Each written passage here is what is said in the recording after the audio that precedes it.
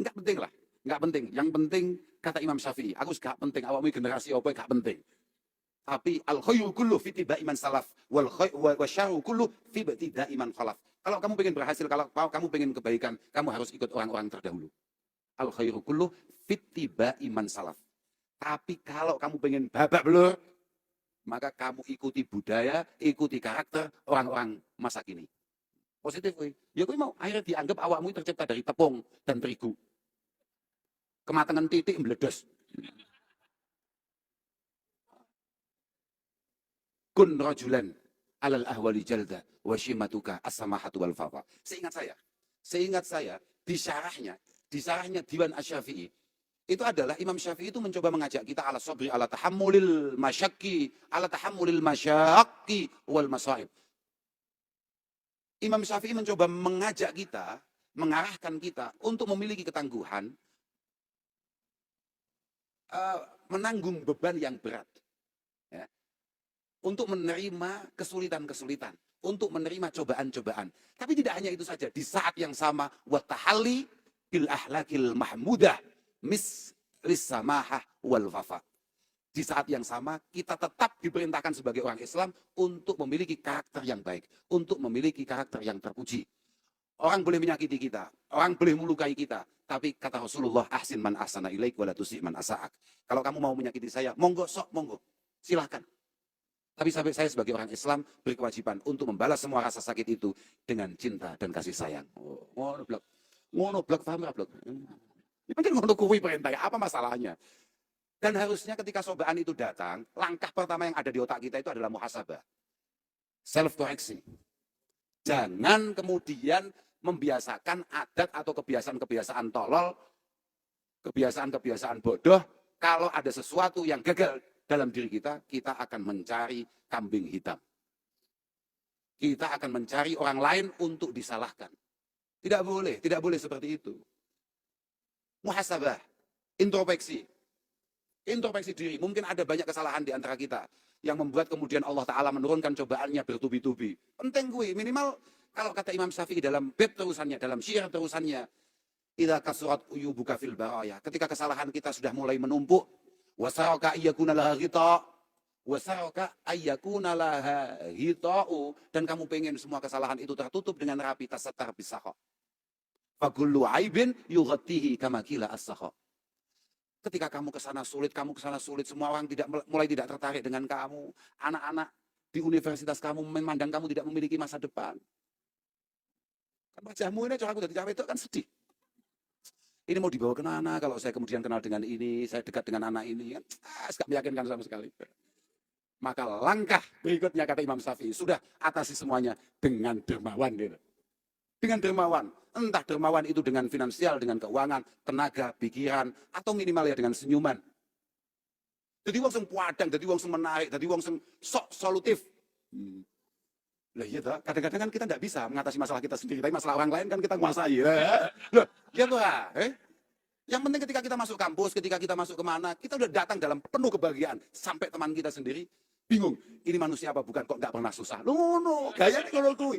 Bocah-bocah mahasiswi kemudian punya pikiran, waduh, orang kok bahagia terus. Kemungkinan kalau saya bersandar padanya, kemungkinan saya akan selalu bahagia. Lu ngono, tipuan-tipuan gak jelas ngono iku penting blok, paham gak? Lah iya ta, tasattar bisa kok. Fakulu aibin yughatihi, kalau kamu dermawan. Kalau kamu punya uang kamu kan, itu lebih mudah lagi. Kalau kamu punya uang lebih mudah lagi. Semua kesalahan kita akan tertutup, pokoknya kamu loman.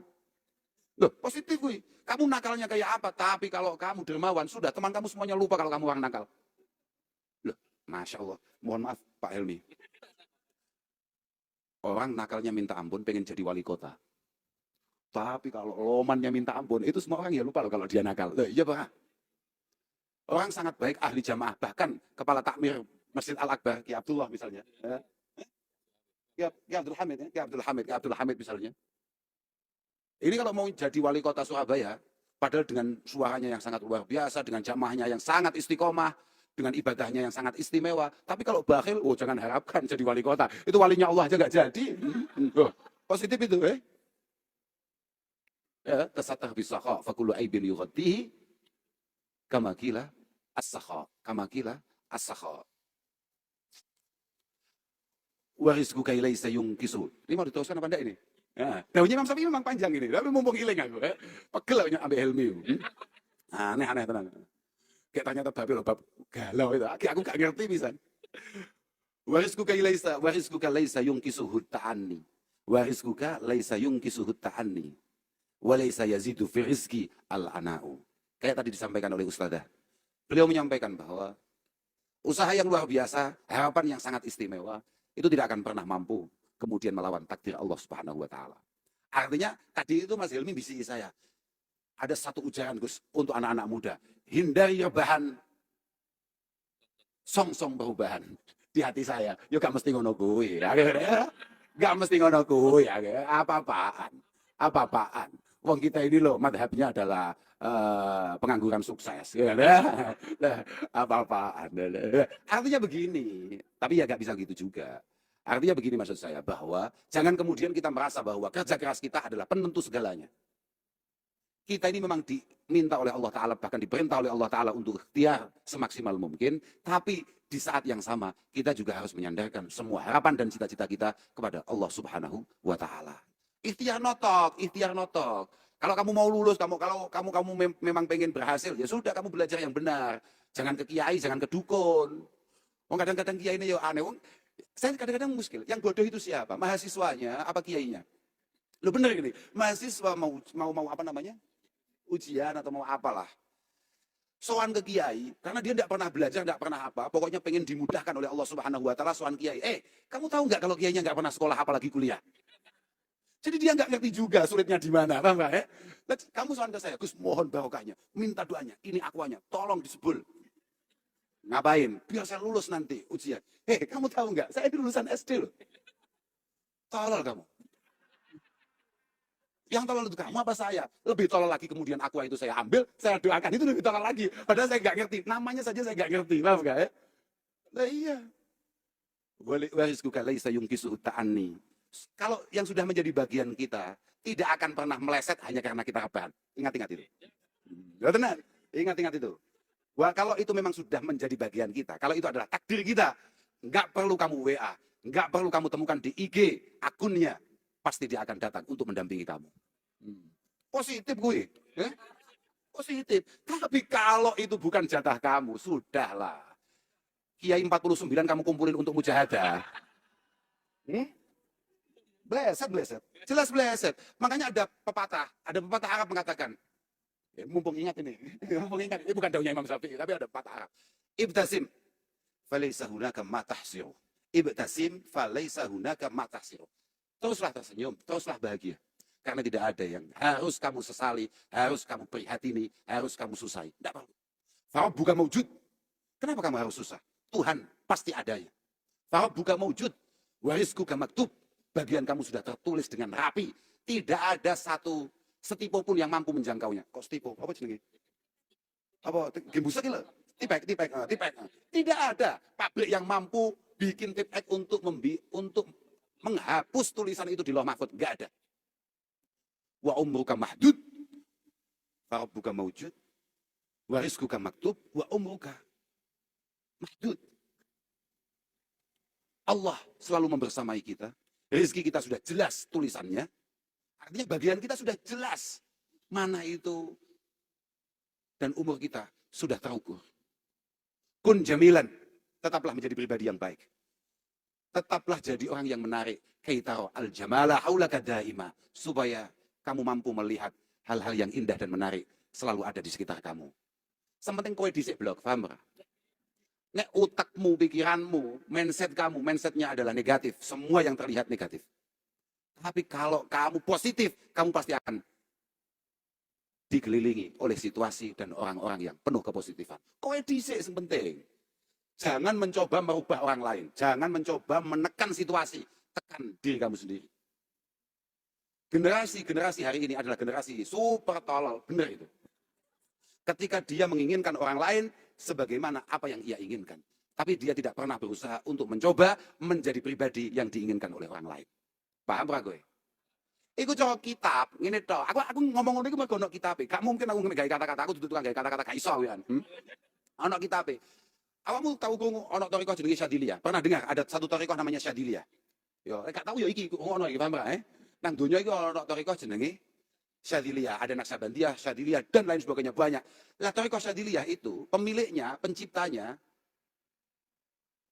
pimpinannya adalah Abil Hasan Asyadzili. Syekh Abil Hasan Asyadzili. Beliau mengatakan, min ashqan nas mayuhibbu ayu amilahun nas kulluhum bi kulli ma yurid. Termasuk busuk-busuknya orang, termasuk sial-sialnya orang, termasuk celaka-celakanya orang adalah orang yang selalu pengen orang lain memperlakukan dia sesuai keinginannya. Ngono kuwi bocah-bocah balul-balul. Wong paling ciloko, orang paling sial adalah orang yang punya karakter selalu pengen diperlakukan orang lain sebagaimana pikirannya, sebagaimana otaknya. Talib nafsak bi ikramika lahum. Sudahlah, sekarang belajar menghargai orang lain. Paksa dirimu untuk menghargai, mengerti orang lain. Wala tutalibhum bi ikramihim laka. Jangan sekali-kali paksa orang lain untuk memuliakan kamu, menghargai kamu, mengerti kamu. Yang penting kita, sudahlah. Kalau kita kemudian mencoba berbuat baik, pasti Allah Subhanahu wa taala akan memosisikan kita pada situasi yang baik. Kowe kudu duwe optimisme ngono kuwi, yakin ngono lho, kudu duwe ngono kuwi. Awake kan segak duwe yakin. Mantep lho gak duwe awakmu. Ya kuwi mau lho tepungmu lho. Nah, iya ki pondasi jelas gak kuat to. Mantep. Sak terus si Imam Syafi'i mau tekan dia mau lali aku sampean. Wala huznun yadumu wala su'u wala bu'sun 'alaika wala rakha'u.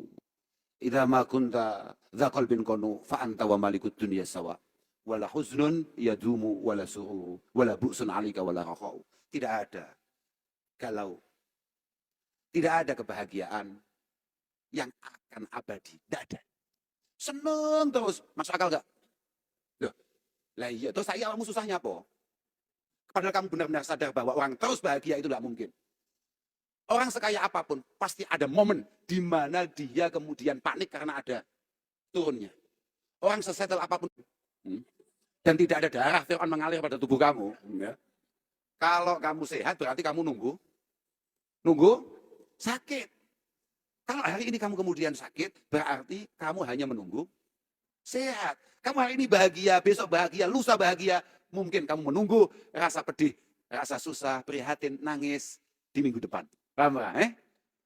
Minggu depan kamu nangis, berarti kamu menunggu kebahagiaan yang sangat luar biasa di bulan depan. Tenang saja. Pokok selama kowe urip ngono kuwi suasanane. Lek kowe pengen gak ngono kuwi mati yo. Terus aku mau kon galau, yo gak iso to. Piye? Wong pancen situasine ngono kuwi lho, Si arep terus galau. Ya galau terserah. Mosok urip kok galau, ngerti-ngerti mati, ba yo. Ayo. Apa-apaan itu? Bener ya? Apa-apaan itu? Bener ya? Apa-apaan itu? Idza ma kunta dzal qalbin qanu. Kalau kamu itu punya rasa syukur yang kuat, kalau kamu itu punya kemampuan untuk menerima semua takdir Allah Ta'ala dengan sebaik-baiknya, fa anta wa malikud dunya sawa. Sadari, yakini bahwa apa yang terjadi padamu hari ini, kebahagiaan yang bisa kamu capai hari ini, itu tidak ada bedanya dengan kebahagiaan yang dirasakan oleh Gubernur Bukhofifah Indra Parawansa, juragannya Helmi. Bodoh aja. Kita hasut ya karena kita tidak mampu menyukuri apa yang kita miliki. Kita iri, kita panik, kita tidak bahagia. Lah, sebetulnya kan mudah saja. Kamu mahasiswa, kamu punya sepeda motor, kamu syukuri. Enak. Kalau kamu nggak syukuri, panik kamu. Kamu berangkat kuliah, naik sepeda motor. Harusnya kamu sudah bersyukur. Nyampe di kuliah ternyata dengan tenangnya teman kamu parkir mobil di pinggir kamu. Kalau kamu tidak punya rasa syukur, ya Allah, kapan aku ngene iki ya Allah. Bapakku kok iso koyo ngono ya, kok gak ngene lho. Susah kan kamu? Ya iki sing jenenge kamu tidak punya dzaqal bin qanu. Gak duwe rasa nrimo, gak duwe rasa nrimo. Ya begitu pula bapak-bapak ini. Ketika melihat istrinya kemudian kok gak koyo bojone sapa misalnya. Lah, aku lo cedok sapa di sapa, Bapak. Sehat Bapak, selamat pagi Bapak, bojoku. Apanya apa neh? Lah, itu kan yang maklum ketemu kamu biasa-biasa saja. Itu sama saja istri yang kamu lihat, istrinya orang yang kamu lihat kata super halus itu kalau ketemu suaminya juga gitu. Lagi lah. Aku pengangguran sukses.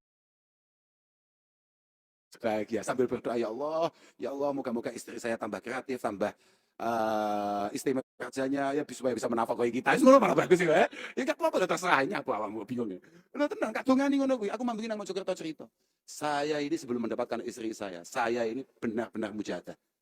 Berdoa betul. Di antara doa yang saya minta, karena saya sadar saya tidak bisa apa-apa, saya harus punya istri yang sangat luar biasa. Yang mampu mengangkat saya, yang pintar kerja, yang sangat kuat, dan jangan merepotkan saya.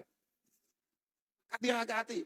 Sewengi kak wajakno selawat nariyah peng 4.444. Mek ngowah. Ya Allah, yang paling cantik ya Allah. Yang solihah ya Allah. Yang mutiah ya Allah. Yang baroh ya Allah. Iku malaikat kok diperbolehkan oleh Allah Subhanahu wa taala tapuk cangkemmu. Tenan ya. Ngapun. Enggak cacah balul-balul lho. Tapi faman nazalat bisahatihil manaya fala ardun takihi wala samau.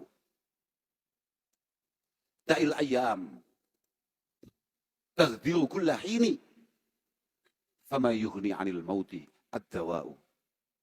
Imam Syafi'i kemudian menutup, sudah menjadi sunnatullah, sudah menjadi kebiasaan Allah Subhanahu wa taala, ada beberapa masalah memang tidak bisa kita selesaikan. Paham ya? Menunjukkan betapa lemahnya kita, betapa kita ini hanya sekedar hamba. Ini bukan siapa-siapa. Kita ini penuh kekurangan, penuh kecingkrangan, penuh ya Allah, ketidakmampuan. Maka ada beberapa hal yang tidak mungkin kita jangkau, tidak mungkin bisa kita atasi. Imam Syafi'i kemudian menutup syairnya dengan mengatakan fama yughni 'anil mautid dawa'u. Contohnya kalau angel-angel, sak pintere dokter, sak pinter-pintere profesor, sak pinter-pintere ahli menemukan obat dan antisipasi, tidak akan pernah mampu menciptakan obat anti mati. Artinya apa? Ya memang ada beberapa masalah itu tidak bisa kita selesaikan. Coba caranya menyelesaikan. Sama lihat di beberapa kitab hadis-hadis muktabar misalnya kayak Muslim, kayak Bukhari. Kata Mbah Kanjeng Nabi, ya memang kayak tadi yang saya sampaikan itu. Santai saja dengan fitnah-fitnah yang ada, dengan cobaan-cobaan yang datang. Katanya Kanjeng Nabi adalah hanats. Hanat itu adalah fitnah-fitnah yang sangat luar biasa datang. Santai saja, karena setelah cobaan yang besar, pasti ada cobaan yang jauh lebih besar. Kita lolos itu, pasti ditunggu cobaan yang lebih membuat kita tidak bisa tidur, membuat kita menangis, dan harusnya semakin membuat kita dekat dengan Allah Subhanahu wa taala. Harusnya, karena ketika cobaan ini diturunkan, tujuannya apa? Untuk mengingatkan kita kepada Allah taala, untuk menyadari kita, untuk menyadarkan kita bahwa kita sangat lemah, sangat tidak mampu. Nah, itu masalahnya. Moga-moga pertemuan ini ada guna dan faedahnya. Sudah ya? Wis ngono kuwi tok. Ngono kuwi aku dhewe bingung. Kalau saya dari dulu tuh nggak ngerti. Kalau itu apa? Apalagi, ini super penting, super terakhir, habis itu langsung pulang saya. Awalnya piye yo si gue, tapi penting, gagal. Bocah saiki ku nek galau, iku upload, paham gak? Oh iya. Bocah saiki ku nek galau, nek susah, upload. Padahal ini adalah hal yang sangat dibenci oleh Allah Subhanahu wa taala. Bener ini. Ini apa nih? Wa idza aradka baliyatun fasbir. Sabrul kalimi fa innahu bika a'lam. Wa idza aradka baliyatun fasbir laha. Sabrul karimi fa innahu bika a'lam. Kalau ada cobaan Allah Subhanahu wa taala datang menimpa kita. Kalau ada cobaan Allah Subhanahu wa taala datang menimpa kita, sing sabar, sing tenang. Sebagaimana Allah Subhanahu wa taala sabar dan tenang, tidak menyiksa kita ketika kita melakukan dosa dan kesalahan. Paham bro? Jangan kamu anggap kamu hari ini nyaman-nyaman saja karena Allah tidak melihat, tidak tahu dengan kebusukan kita. Tidak. Tapi Allah menahan itu semua. Kamu jangan sampai kalah. Sabar. Sabar, cobaan Allah datang. Ingat, dosa kamu juga banyak dan Allah diam saja. Idza tashku ila ibni adama inama. Iki loh. Wa in tashku ila ibni adama innama tashku rahima ila alladzi la yarhamu. Sudah, ini penutup kita. Ini penutup kita. Maksudnya HP mau lo. Coba plat upload mau lo. Wa in tashku ila ibni adama innama. Sekali kamu menggugat Allah taala. Kamu tidak menyengaja menggugat Allah taala, tapi menggugat keputusan dan ketetapan Allah Subhanahu wa taala ketika mencoba, ketika menguji, ketika memberikan ujian kepada kita ya, dengan cara kita upload misalnya. Ya Allah, hidup kok kayak gini banget ya. Paham enggak? Ini adalah gugatan yang sangat membuat Allah taala tersinggung. Karena apa? Ini adalah satu gugatan yang kamu layangkan kepada Allah dan kamu sambatkan, kamu sandarkan, kamu pamerkan kepada, kan begini bahasanya. Wa innama tashku ar-rahima ila alladzi la yarhamu. kowe nyambat nih pangeran sing penuh dengan rasa rahmah, penuh dengan kasih sayang kepada orang yang sama sekali tidak memiliki kasih sayang. Apa tujuan kamu coba? Wah, ini menyinggung sekali. Kamu jangan pikir bahwa kamu update status galau itu tidak ada hukumnya. Besok akan dihisap oleh Allah Subhanahu wa taala. Ingat itu. Getun gue mesti nyapo melu kajian rene. Sing luwih getun maneh nyapo Mas Hilmi kok nekakno aku. Makanya kenapa saya tidak punya media sosial. Kenapa kemudian saya tidak pernah upload status di WA. Ya enggak? Enggak pernah. Maksimal hanya foto apa. Wah, itu pun ya setiap surah lah minimal. Artinya sangat jarang sekali. Enggak apa-apa. Saya tidak punya media sosial karena saya khawatir saya tidak punya kemampuan untuk ngerem. Satu, untuk tidak mencibir orang. Gitu. Wong saya itu juga kayak kamu. Saya itu netizen sejati. Sekali lihat apa ya pengen komentar, Pak. Pengen aku ya. Tapi barokah saya tidak punya media sosial. Ya saya mau gimana? Makanya kadang-kadang saya paksa istri saya. Karena istri saya itu bermain media sosial. Saya paksa. Bersih itu. Ngapain mas? Bersih ya langsung. Lawan itu. Ya tapi ya kabeh ono hisabe. Kabeh ono hisabe. Tapi hisab yang paling berat adalah ketika kamu kemudian menggugat Allah Subhanahu wa taala atas segala keputusannya dengan mengupload semua kesedihan, semua cobaan yang diberikan oleh Allah Subhanahu wa taala kepada kamu. Ya artinya status-status galaumu kuwi lho. Bukan kok berarti kemudian kita melarang kamu misalnya memberikan kabar kepada orang lain bahwa kamu sedang susah, tidak. Tapi kamu harus tahu, cari teman yang tepat ketika kamu harus curhat. Karena seringkali teman kita tidak ingin menjadi solusi akan masalah kita, tapi hanya pengen tahu sebenarnya kamu ada apa. Paham gak gue? Gak pengen jadi solusi, nek penasaran nih, sajane kowe iki nyapo. Dan kayak tadi dikatakan Ustazah, seringkali kesusahan, keprihatinan, kepedihan yang dialami oleh teman kita, itu adalah kebahagiaan kita. Akhiran walafu minkum, wassalamualaikum warahmatullahi wabarakatuh.